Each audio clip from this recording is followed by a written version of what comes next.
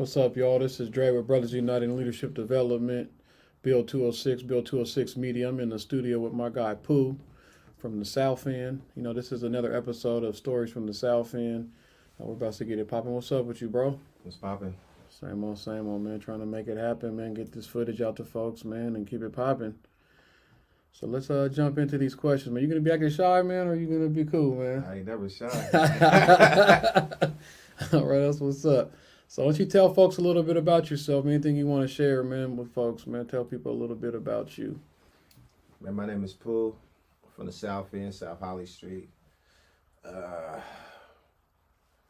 4 kids, grandson. Been running the streets forever. Do Bill with my guy Dre, you feel me? Isaiah, Will, Clown, and everybody else that's a part of Bill 206.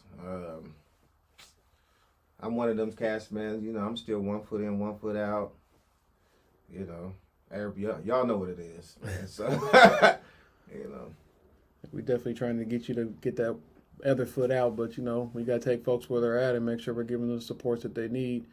But yeah, congratulations on the grandson. That's dope. You know what I'm saying? We're going to transition to some other questions. As a kid, thinking back as a kid, what did you want to be when you grew up? I want to play football. Okay. Did that happen? Nah. Okay. I wanted to play football, man. I wanted to play baseball, and basketball. But, circumstances happen, man, and that one situation, man, can ruin everything, bro. Well, that's kind of the next question.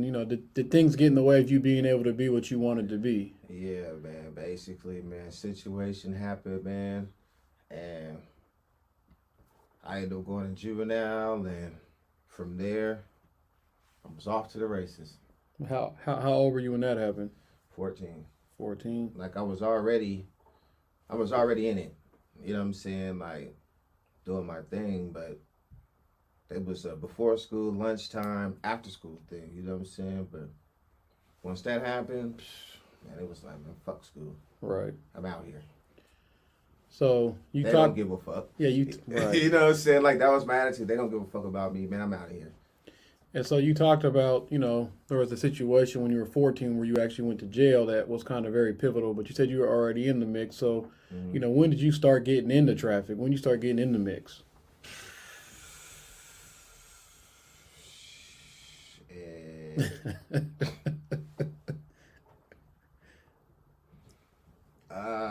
Let's see. It's about 5th grade. So like 10, 9, 10, 11? 10. 10? Yeah. What school did you go to in 5th grade?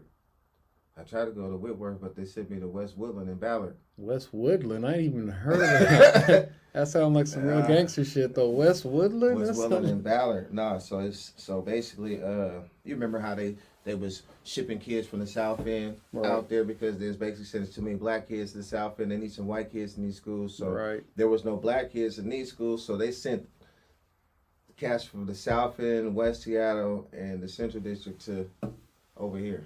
Okay. To Ballard. West Woodland. West Woodland in this school called Adams. It was right around the corner, but it was all, man, we got called niggers every day. Oh, wow. All this shit. Mind you. Come on, man, I'm 10. Right. You know what I'm saying? Shit, that was what? That was 90s. No. It was 89, Late 88, 80, right, 89. I'm saying that's close. You might as well round up. You know I'm saying like cats was getting called niggas. Yeah. By white folks in Seattle in the late 80s, early 90s. And the only reason why they didn't kick us out of school because we made, man, all of us, I ain't gonna lie, we all had 3.5s or better. That's the only reason why we didn't get kicked out of school. But, man, we was fighting every day. One kid told me, man, I'll never forget this shit. He told me, man, he looked back at me and said, man, if I was KKK, I'd hang you. Oh, wow. Told me that in class. I was like, what? I whipped his ass. You got me fucked up. Fuck you mean? So that's when you started getting in the mix? Was it because of that or this other stuff? So that's like the next question is what made you want to get in the mix? So you said around 10. So basically I get out here. I moved out here for good. Mm-hmm. I come to stay. And so when you moved, I came here from Cleveland, Ohio. Yeah, okay. But I've been there, I come visit summertime, but shit wasn't like it was supposed to be after the summer. You know what I'm saying? Like, nah, this ain't what I'm used to. I don't give a fuck. Like, I didn't have the best of the best, but I was never dirty. Right. I never wore summer clothes to school. Like, I Right. was always clean. I don't give a, you know what I'm saying? Fuck that. I was always clean. You know what I'm saying? And going into that year, I was like, hold up, man. I ain't never had to, you know, wear my summer clothes to school. Like, what the fuck is this? Like, Right. and then, you know, like, there was nothing. So what am I supposed to do? My brother done already called my mom and my grandma and ran through them. So he didn't already got the money and didn't tell me he got the money. Right. So he's clean. He's fresh.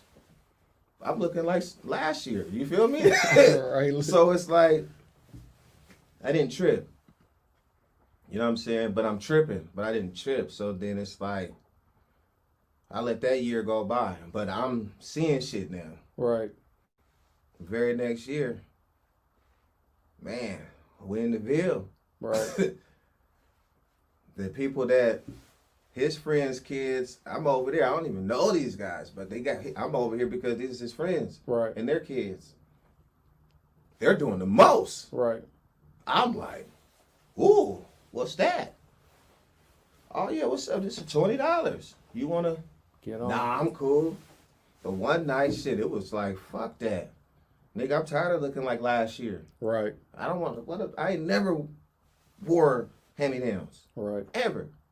You know what I'm saying? Like I say, man, I didn't have the best of the best, but I was clean as fuck. I was never dirty. Right. Man, it's one night, mind you, no one's paying attention to me at this time neither. One night, I come out about 8 o'clock. Mind you, I'm 11, 12. Right. I see the homie. He's like, what's up? I'm like, man, what's up? I'm ready. He gave me one stones, like, this is $20. Boom, the dude pulled up. He gave me $19. I'm hot that I only got 19. I didn't get the 20. He's like, don't trip. Boom, and that's how it started and went from there. From there. And I used to give my brother the money, like, bro, go shopping for me.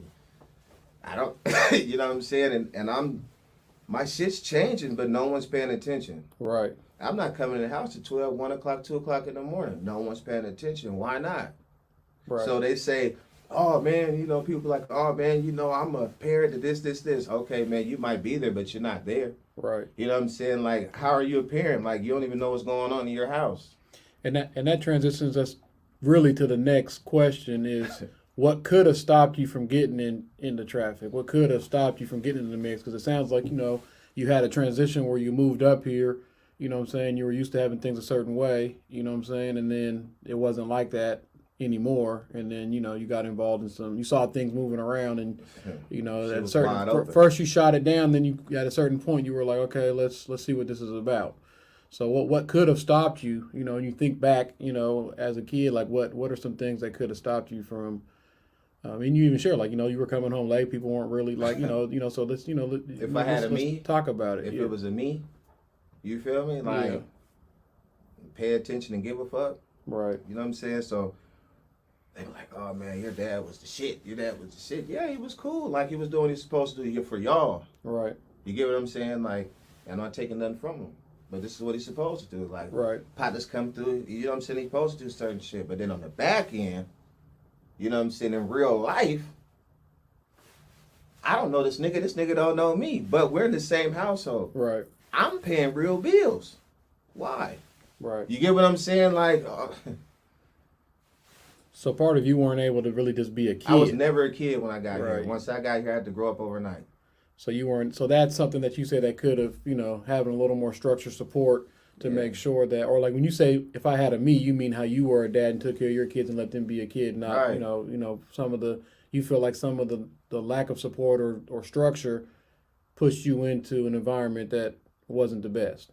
Basically. Right. And so thinking about that, like, you know, and you can circle back or whatever later, but thinking about that, you know, because there's this big movement now to talk about defund police and stuff, because what we're doing is we're just over incarcerating folks, and that really don't change it. So now we're going through a process, or the city or whoever's going through a process, or say they're going through a process.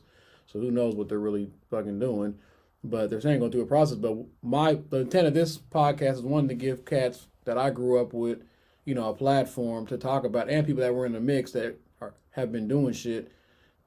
You know, the ones that everybody talk about they rocking with, an opportunity to share what could have been done differently. So you think about programs, activities, mentors, or whatever. You're kind of getting into that. That's really the question is like, what supports does the community need? We needed basically, not to cut you off. No, you're good.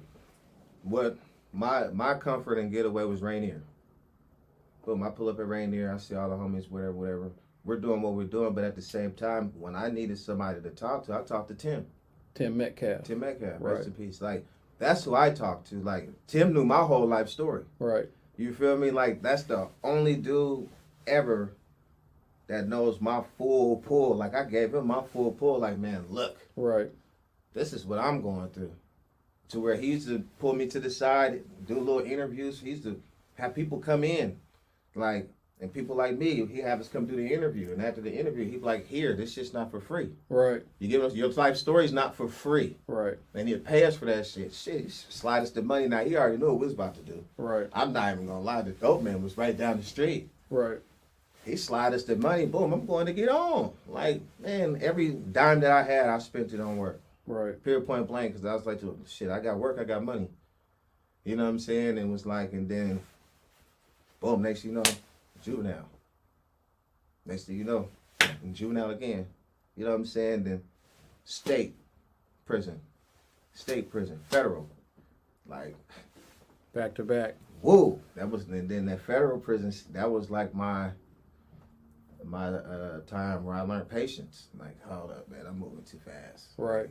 How old were you then? Let's see, 2007. About 29.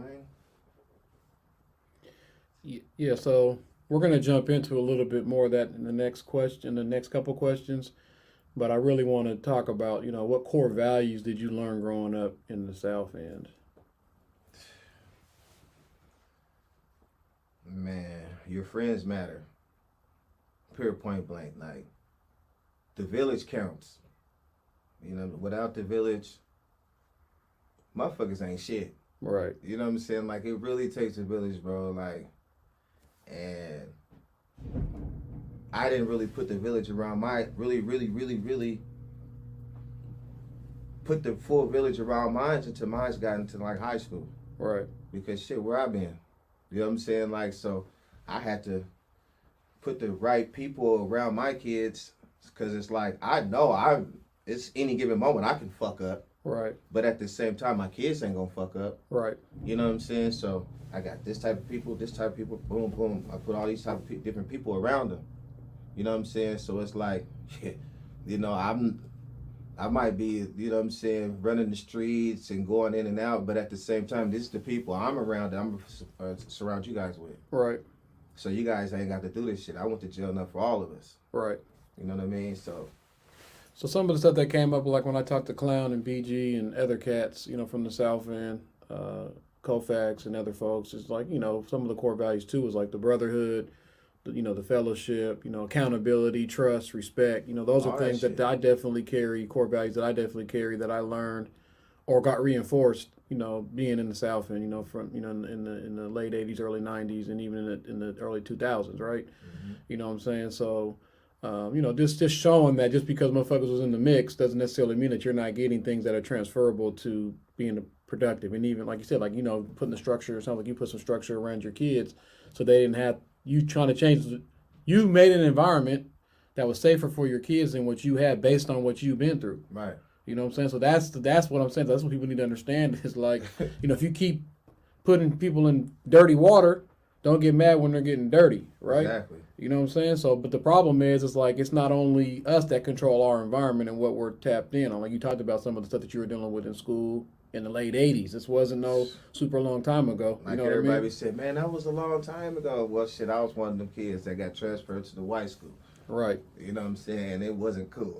So the water be dirty, but then it's also like, where's the coming from and getting contaminated, right? Right. You know what I'm saying? So there's things, that's the systems, right? When you look at systematic stuff, that the water is coming down here contaminated, and then our kids are playing in it, and then they get dirty, right? So it's hard to, you could put a box around it. Rainier was a box that was, around the water, right? Or in the water. It's like a box, but once you step out that box, like you said, you were doing an interview, you got the money, but you were so saturated with the BS that you're running in right back to the dirty water. Man, you know? I need on. Like, right. You know? mean, but that's what was around us. Right. Yeah. So I'm not knocking it. So it's like, you know what I'm saying? Like, it's just one of them situations, man. It's like, man, are you gonna starve? Right. And be fucked up, or you gonna do what you gotta do to make the situation better for you and your people? Well, the breakdown is, and I say this all the time, is, if you give people A or B to choose from, whatever you want that to be, if you only get it to choose from, chances are they're going to pick A or B, right? And, now if you give them, you may not be able to expose people to Z, but you may be able to expose people to M in the alphabet, A to M, and they still may pick A or B, but at least they got more options. And I think sometimes the issue is, and with your kids, right, they still could have chose A or B because they got choices. Right. But what you did was you exposed them to more options. You know what I'm saying? Because like in my situation, like I told my people, yeah, it was fucked up out there where we was going to school at, but at the same time, shit, we was doing the best we ever did. Right. You get what I'm saying? Like, yeah, we're getting called nigger every day and all that, but in the back end, we're getting awards from over here because we got 3.7s and 3.5s, and we're like, shit. Right. Keep us over here. Right. But instead of them keeping us over there away, it's like, I look at it like this. I can live in the bullshit, but I don't want to go to school in the bullshit. Right. Or I'm going to go to school in the bullshit, but I'm not going to live in the bullshit. Like, you know what I'm saying? So. And realistically, as a kid or even as an adult, you shouldn't have to choose. Right? Exactly. It should be solid no matter what. And that's the problem. Like, you're dealing with some other oppression over here. You might be getting a higher level of education, but you're dealing with some straight racism. And then another place, you may be getting a lower level of education and you're dealing with some hood shit. Look at it like this. You look at it like this. 5th grade, 3.7. I'm getting called niggers and everything, but I got 3.7. Right. 6th grade, I ended up in Mercer. Right. I went from 3.7 to a 2.0 my first quarter. Right. After that, I went from a 2.0 to a 1.1. Right. and you was on PLG. You know what I'm saying? I'm like, what the fuck? Everybody, but at the same time, like I said, no one's saying anything. Right. Because my mom don't know what's going on. Right. Because no one's saying anything. Right. But then when I'm questioned, you already know I'm going to tell the truth. Look, it's fucked up. This is what's going on, this. And she's like, come back. I'm like, nah. And her and my grandma's like, why not? I'm like, man, I know I come back out there right now. I'm going to drive you guys crazy. Right. You guys are going to have strokes, heart attacks, all this shit because I'm in this shit right now. You know what I'm saying? Like, I can't do this to you guys. He did this. He created this monster. He's going to deal with it. Right. Period. Well, and that's that turning point. That middle school is that pivotal point, 5th to 6th grade, and then, all that, 6th, 7th, and 8th, and then that turning point from 8th to, there's a big transition from 8th to high school. So you already answered this. The next question is, have you been locked up? And the answer is yes. And I go to juvenile. First time I go to juvenile, boom, I go to institution. I get out. Do you think I got in trouble? You think I got disciplined? Did you? I don't know. I'm just saying, did we have the talk? It was none of that shit. Right. It was as soon as I got out, the homie came over, I was back to the hood. Right. You get what I'm saying? No. What's up? I'm cool. Did my probation. After that, boom, it's back to the races. Well, not only that, I know just growing up, it was like we gave a lot of people a lot of respect when they was fresh out. And really, that shit wasn't filthy. No, that shit wasn't cool. And but we were kids. But that's the socialization. But we were kids. No, yeah, off top. You know what I'm saying? So it's like. But when you uplift that, right, when the kid gets that, it's like getting 1,000 likes. You know what I'm saying? So it's like, okay, yeah, this is what our social media. This is what it is, right? You know what I'm saying? We all are going to school. Right. 8th, 9th grade, we all driving. Right. Like we're really doing the most, and no one's saying shit. Right. You know what I'm saying? And then we get older, we're like, man, fuck that. That was some bullshit. Right. And that's why I want to create this platform to share that, to really be like, what's what. And part of it's the music we were listening to. Man, New Jersey Drive. Bro, when that movie came out, car thefts went up in Seattle. Man, New Jersey Drive was the one. But at the same time, it's the same thing that was going on in the movie. It's the same thing that's going on in real life. Where was the parents? Right. Where's these motherfuckers at? Like no one, only one mom was checking shit. Well, and then police and all them are making careers off of us drowning. And they did it to us in the South End. Right. Norton and Estrada. Norton, Estrada, and Harris. Harris became Norton went to homicide detective. Right. Like they all made careers. Right. Everybody wins off this, but the folks that are most impacted.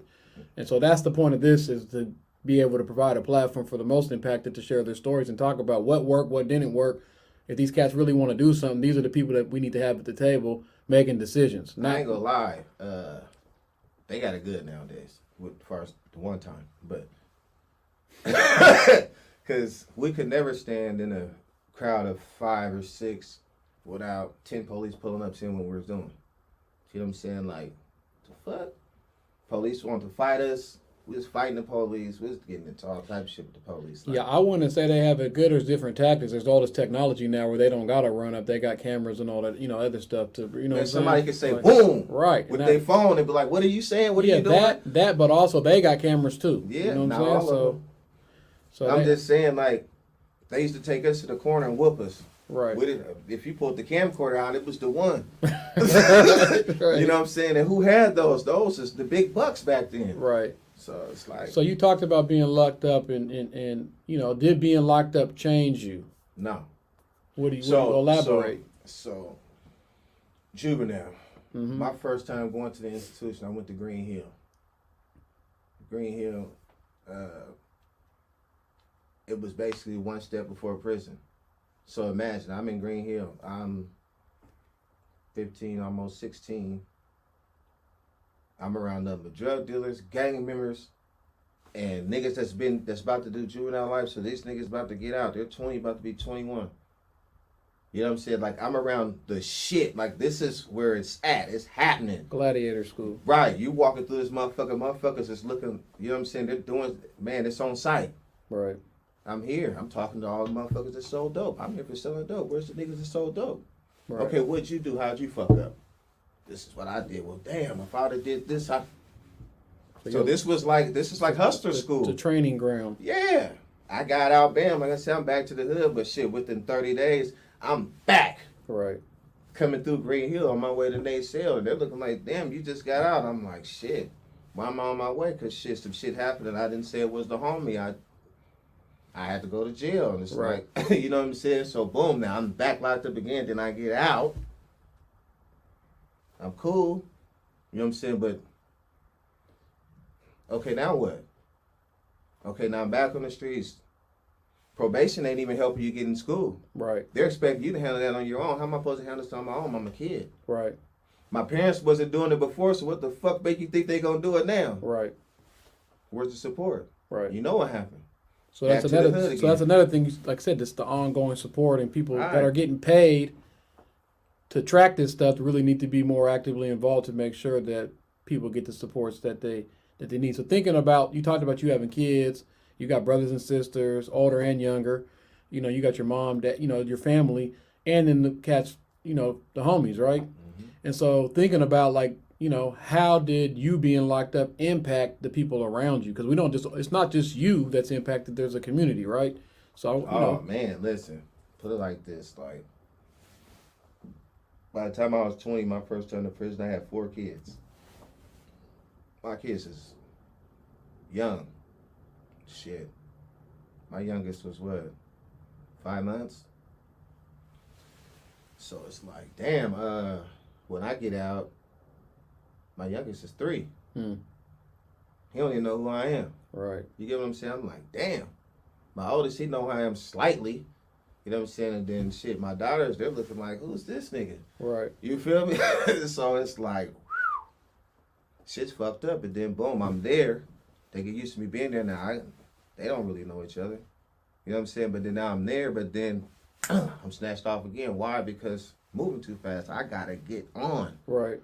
You know what I'm saying? Fuck that. But when I got out, like I said, probation didn't do nothing for you. Like, it was like, you just go find your job. Come on, bro. You know it's not that easy for me. Right. Is that, all right. I'm back on it. Right. Next thing you know, boom, I'm back locked up. I'm back to prison. Boom, I get out. They still ain't got nothing for me. You know what I'm saying? Like, I'm looking. Right. I'm looking, but shit, come on, you're a felon. You're not getting no job. Right. And the shit that they want you to do, it's like, bro, that's not even gonna pay anything. Are you serious? Hell no, I can go over here. The homie can slide me. Right. And I'm back on. Fuck, I'm gonna go do that for? So how did it impact, and not only that, it probably impacted the relationship with the kids' mothers, all that, Man, you know what I'm saying? It impacted everybody, it But how, though? it impacted people, like, to the point where shit was fucked up. You turn single moms, Right. you know what I'm saying? Turned into single parents and single mom, like, shit. And then they got to do extra shit to make shit happen. And it's like, when you're in a situation like that, you do shit. You doing shit you normally wouldn't even do because of the situation. Right. You know what I mean? So that's what we want to highlight is it's not just whatever you did and you're getting punished or corrected for doing that, right? There's a ripple effect on your kids, on the family, the mothers of those kids, your parents, your brothers and sisters, because they're all seeing that. And that kind of transitions us into our next question, which I already know the answer to, but I'm going to ask it anyways. Do you know other folks that have been locked up? Yeah. 99% of my friends. Right. And so seeing that, how did that impact you? It's like, I mean, shit, coming up, it's like, shit, we thought that shit was cool. You know what I'm saying? Because it's like, nigga, we out here. Right. Nigga, if you ain't going to jail, what's going on? You know what I'm saying? Like, it became a normal. Right, and it was too normal.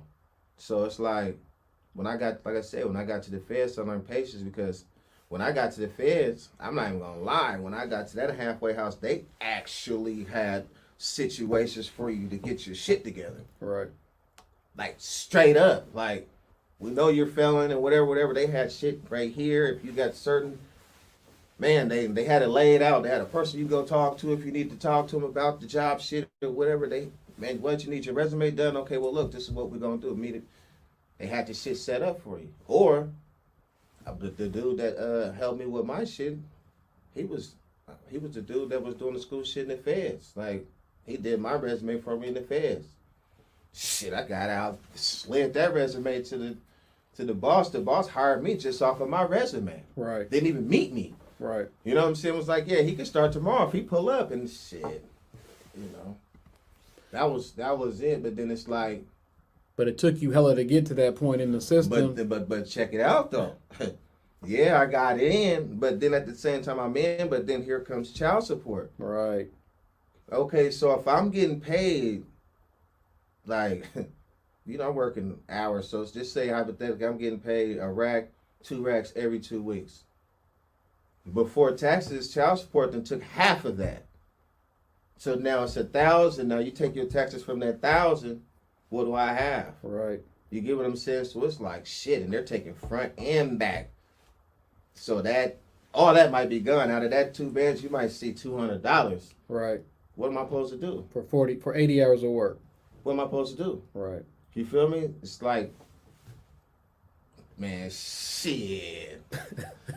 I gotta keep this job though, because the feds they were serious about that shit. Like, you're gonna work or you're going back. Like, right. I worked my whole time and after that, but at the same time, it's like, I'm about to get back into this shit. You gotta be fucked up. Right. You got 4 kids. Man, and then I'm taking care of other people too. Right. And myself.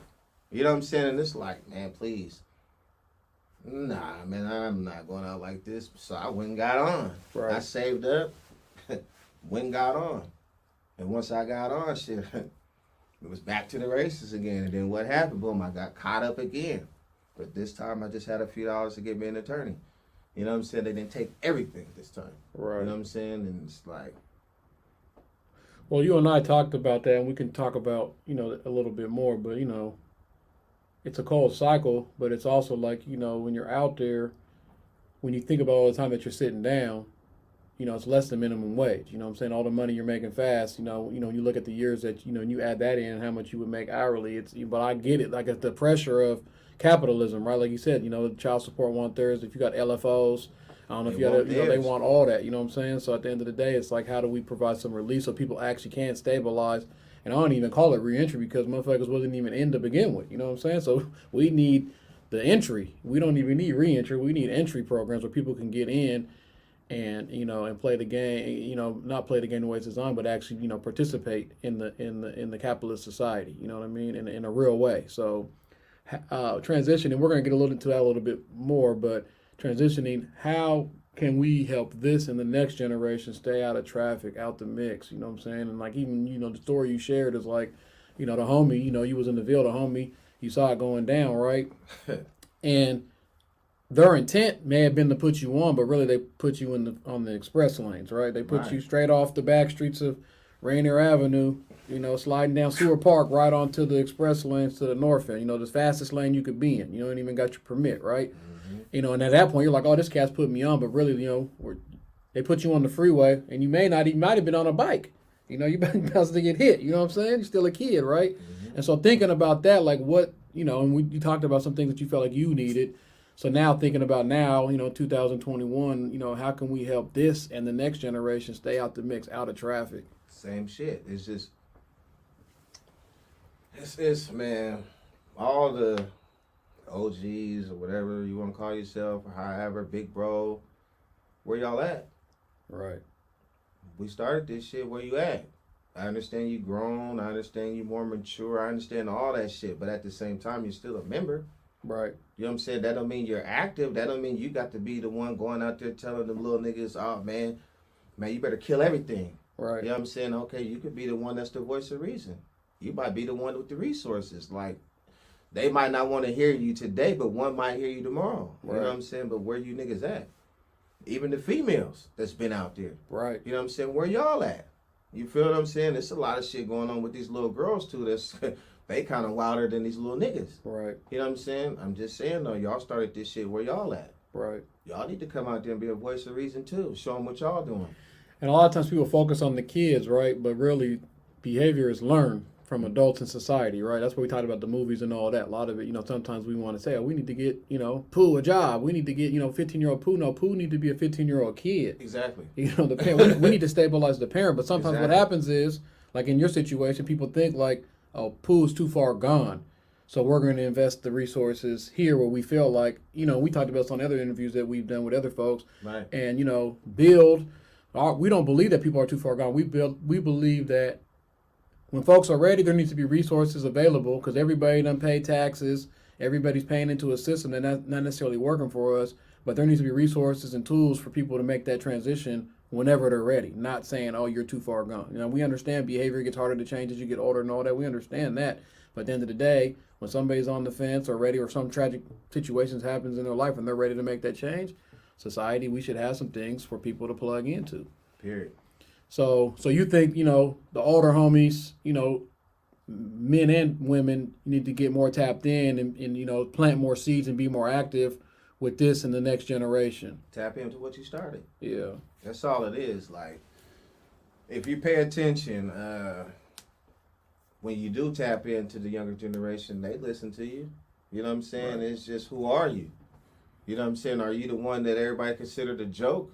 Are you the one that every time you come around, you're an alcoholic? Like, this is what they see. This is all they know. Like, is that the alcoholic homie? But on the back end, you might be the plug. Right.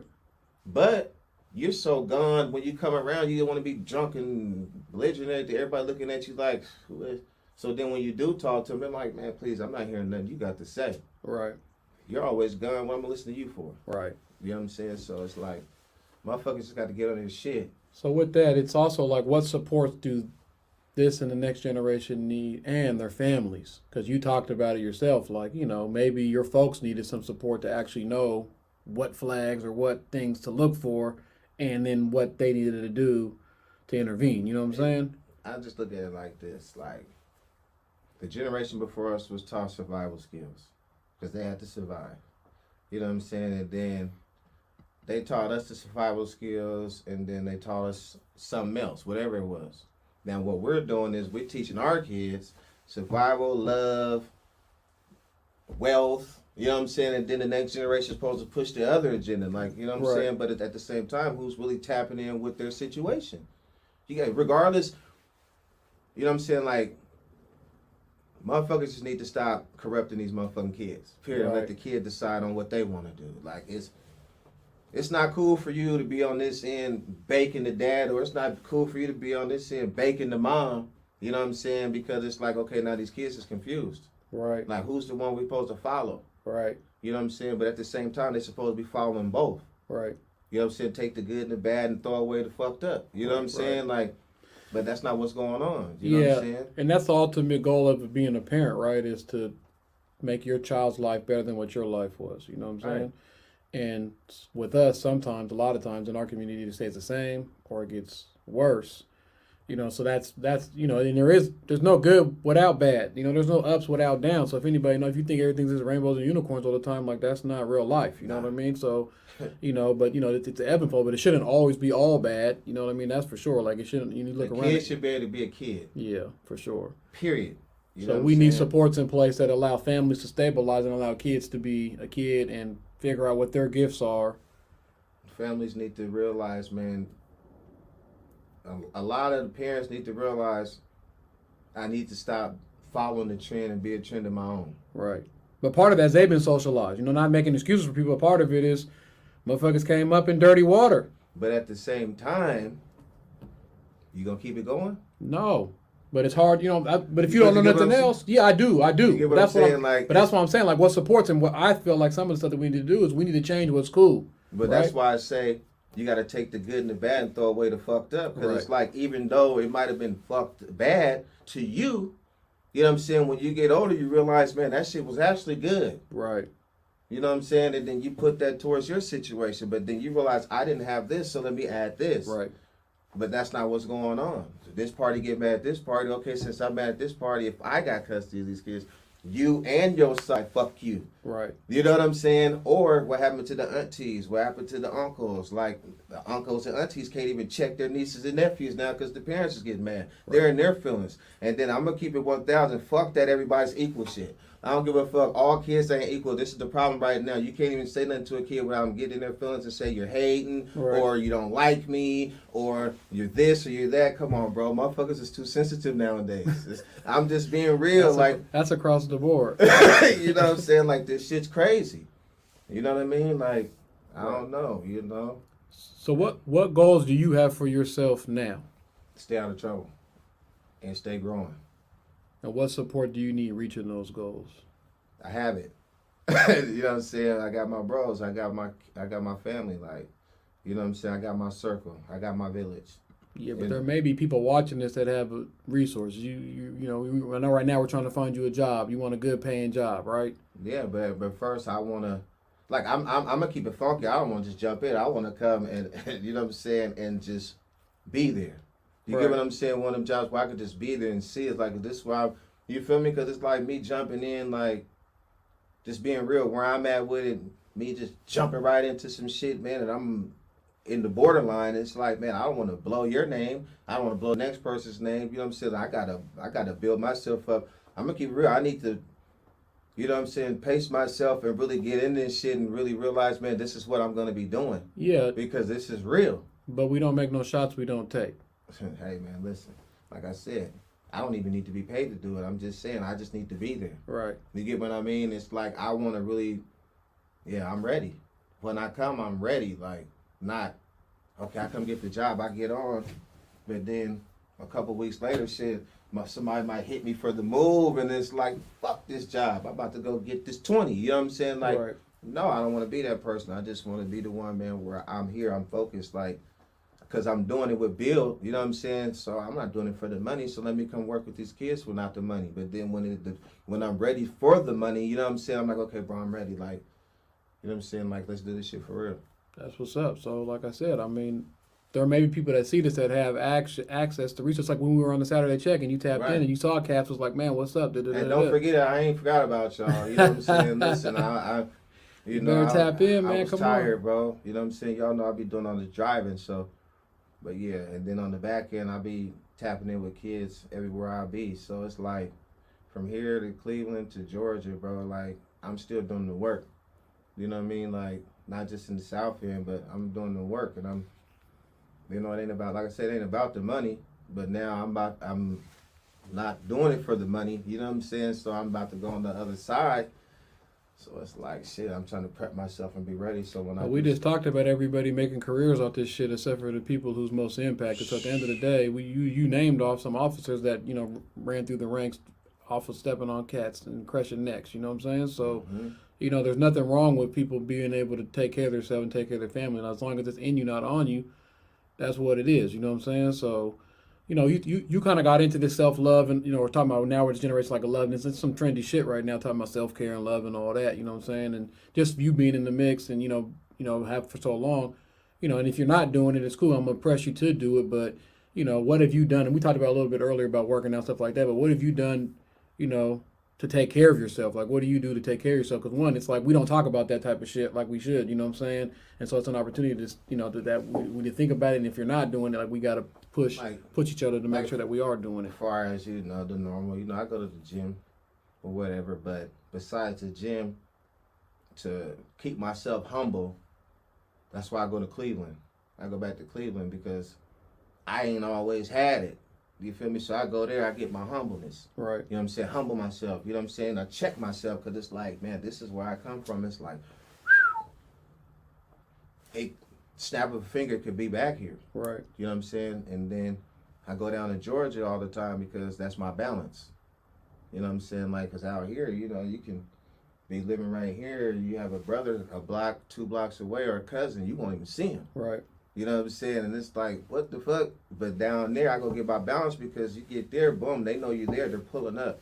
Cousin, bro, whatever it is. You know what I'm saying? Nephew. You know what I'm saying? Like, they're going to let the presence be known, and you're going to see them if they're in the area. If you're in the, you know what I'm saying? Like, it's just different. The love is different. So.